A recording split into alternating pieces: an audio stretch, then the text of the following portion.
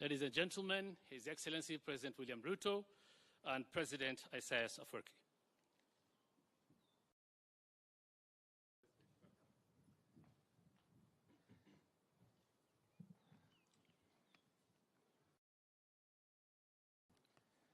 I think we can take our seats. Thank you very much.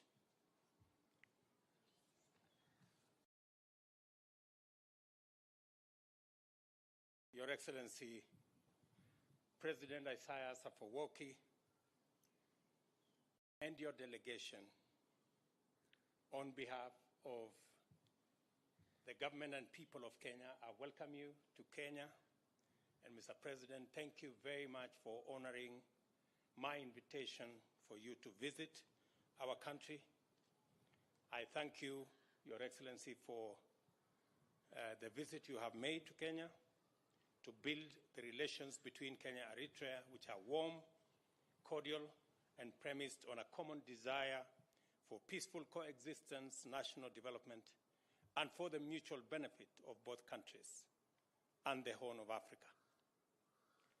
Your Excellency, we have held fruitful bilateral discussions this morning in which we have agreed to develop comprehensive plans for cooperation in various sectors, including agriculture, trade and investment, air transport, mining, education, renewable energy, water management, tourism, the blue economy, and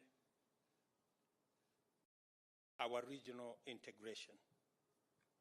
In the spirit to further enhance bilateral relations and regional integration, we discussed strategic cooperation between our two countries.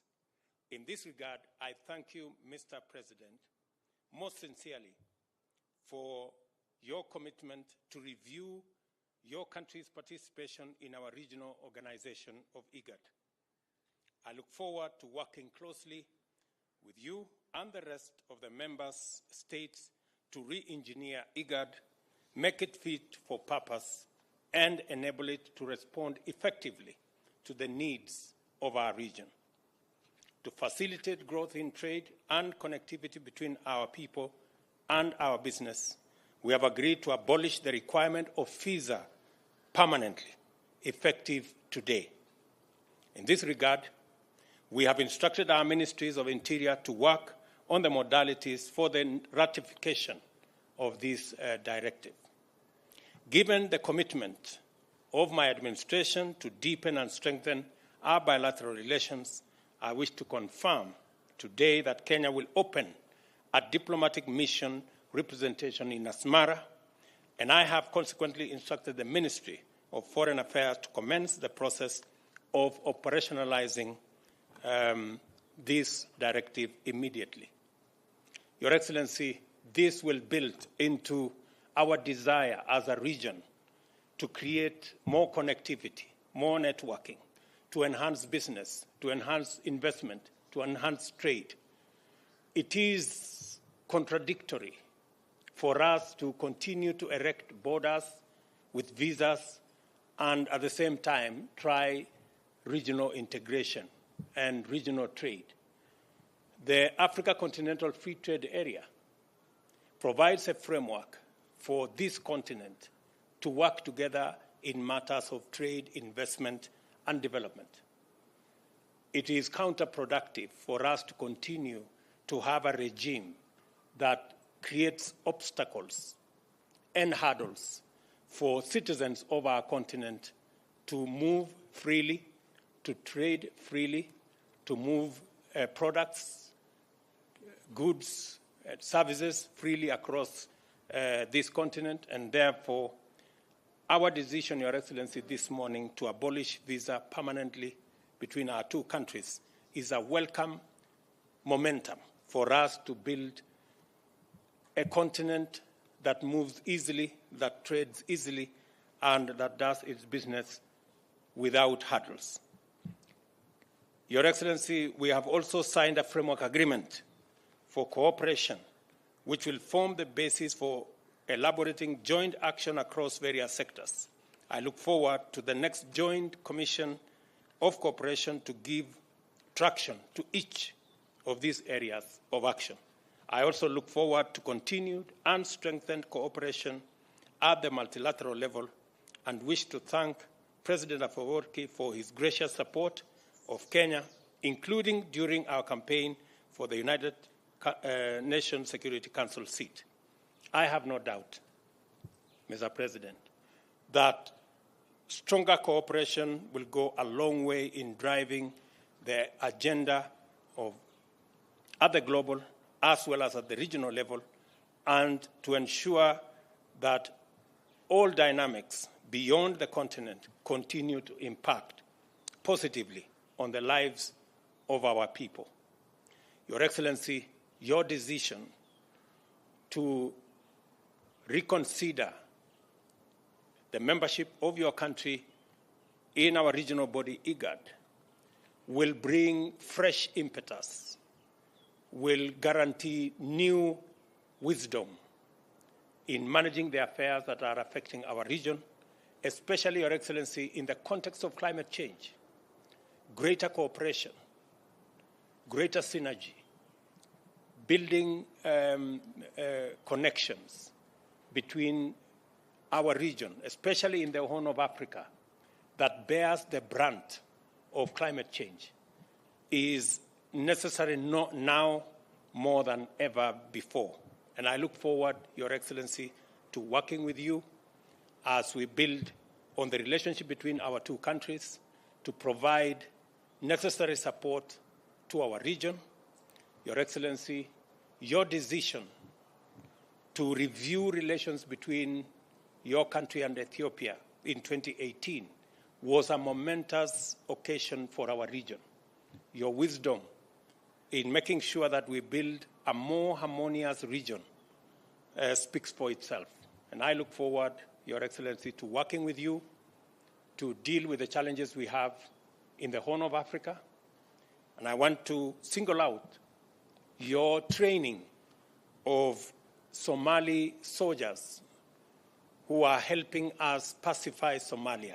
We have Kenyan troops there, and your support for the Somali government by training their troops helps Kenya in making sure that we deal with the challenge of insecurity, the challenge of terrorism in Somalia, and I look with you to ensure that we stabilize Somalia, we eliminate terrorism, and we build a much more secure region.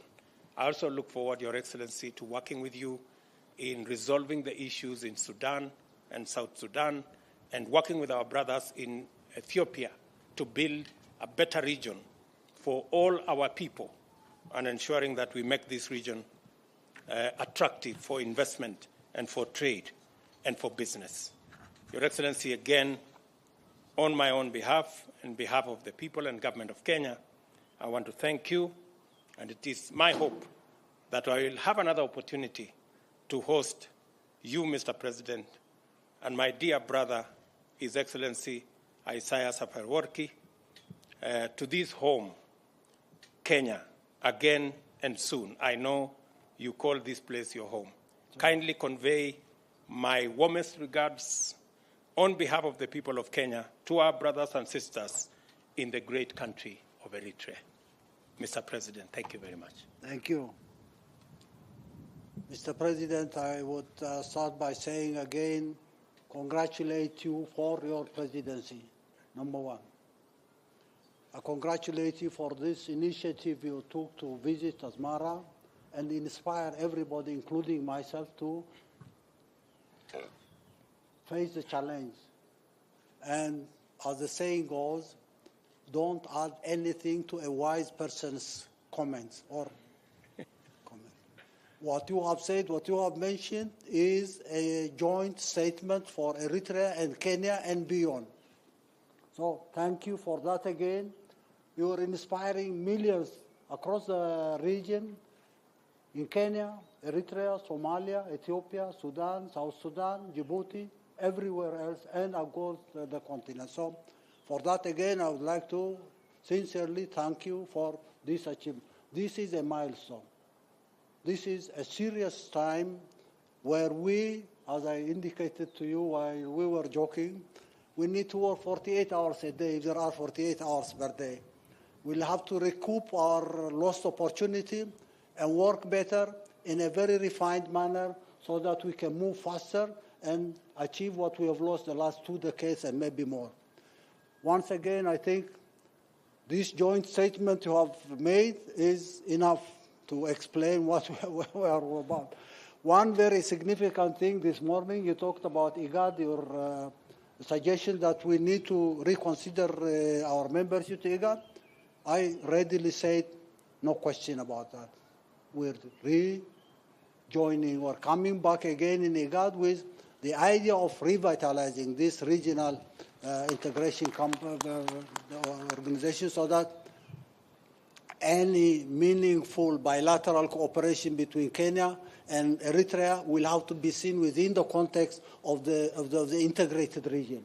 We cannot achieve bilateral goals without the broader integrated region that we have dreamt to create decades ago. This is no new invention. It's not reinvention. We are not reinventing anything. This is an obligation. In the name of the peoples of the whole region, we have to assume responsibility and revitalizing IGAD so that we can have a functional, real organization for the region is critical. Without that mechanism, ideals, goodwill will not be productive. We'll have to create an institution that is functional and result-oriented so that we can say we have changed the face of the region. I don't know where I can stop, but I will have to stop here and say your statement is a joint statement for everybody else. I would like to thank your team, our team, and invited guests who've come to listen to this. We would like to prove to you, to everybody else in the region, that this time is completely different. We're working together. We'll achieve our goals. We'll create the necessary mechanisms for implementing goals. We'll have to mobilize resources so that we can be enabled to do what we need to do as an obligation for the peoples of the whole region. Once again, Mr. President, keep it up. Continue in Kenya and outside Kenya. Kenya is my second home, my first home, your second home is Eritrea, and everywhere else in the country.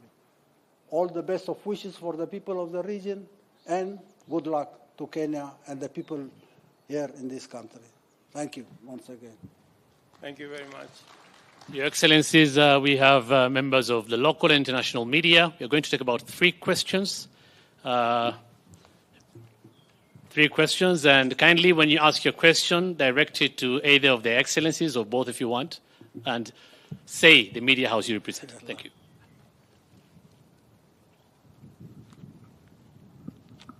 Thank you, Excellencies. My name is Emmanuel Igunza from BBC Africa. My question is to both of you, Excellencies, regarding particularly Ethiopia. Both of the countries are heavily invested in the peace and security in Ethiopia and also in the region. And part of the agreement that the country had made was for the withdrawal of Eritrean troops in Ethiopia, in Tigray region. Have you discussed this, and how do you think about this in terms of taking forward the peace process?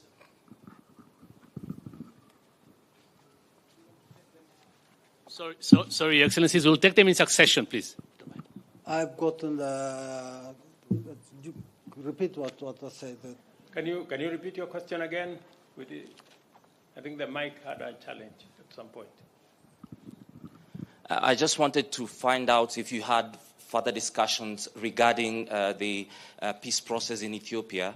Part of it was the complete withdrawal of Eritrean troops in Tigray region, and how you see this as taking forward that peace process.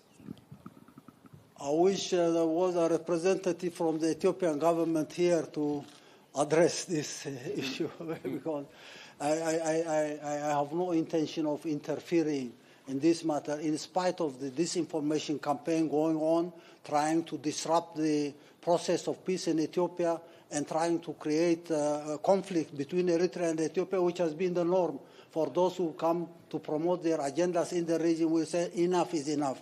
Ethiopia will have to enjoy peace. The people in Ethiopia will have to enjoy peace. What happened in Pretoria and Nairobi is a continuation of the aspiration and wish of the peoples in Ethiopia and everywhere in the region.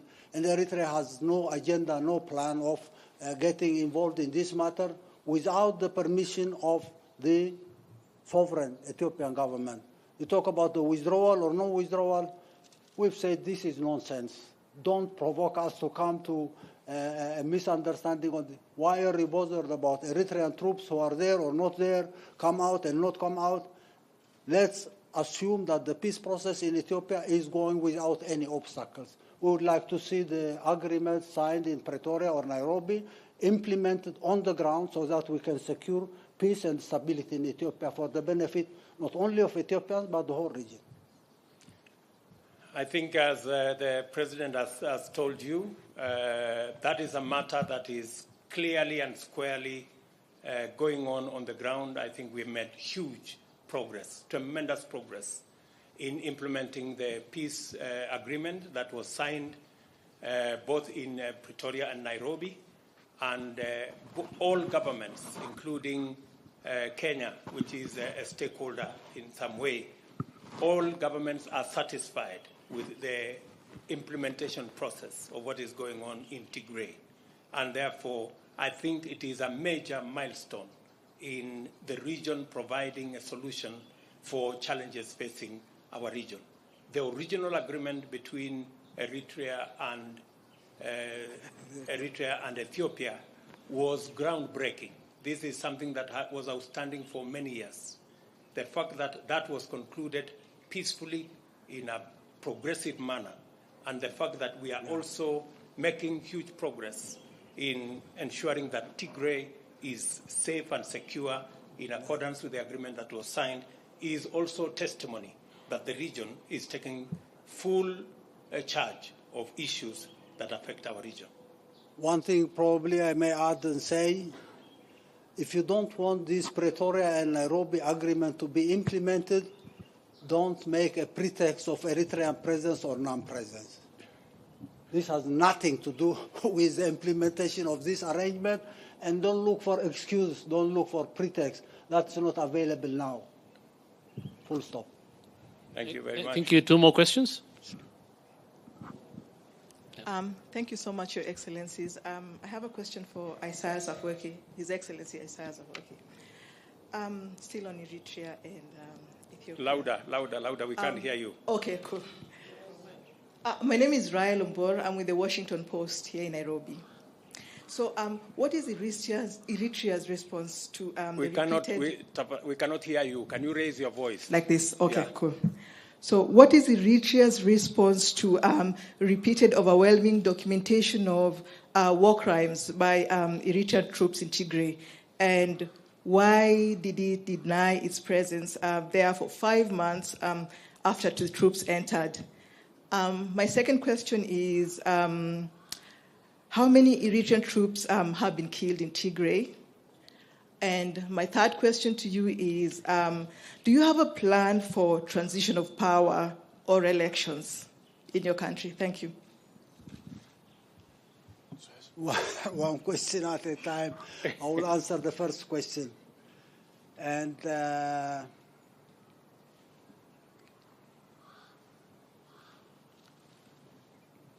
don't take Eritrea as a pretext for problems in Ethiopia or elsewhere in the whole region. First and foremost, I would like to repeat this again and again and say,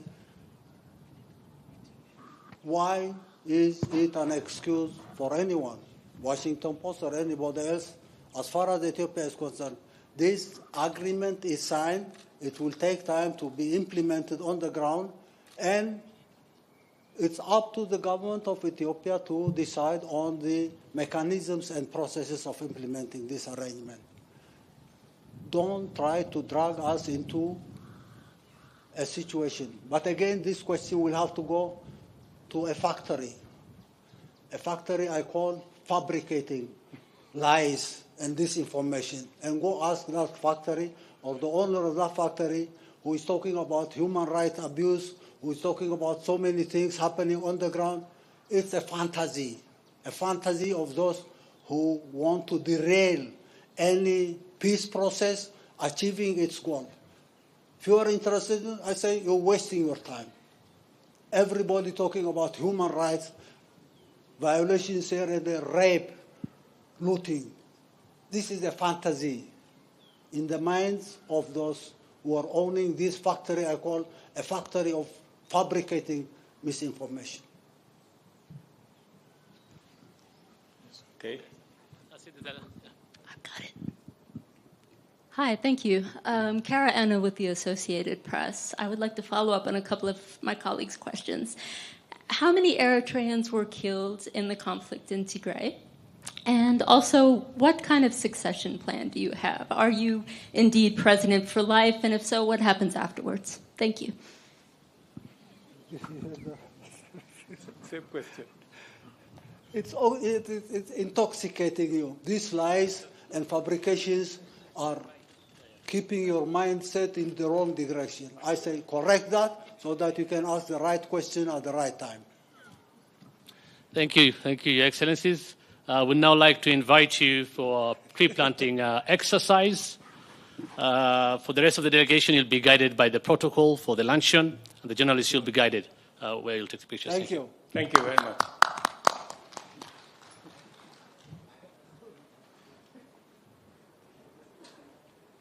Thank you for coming.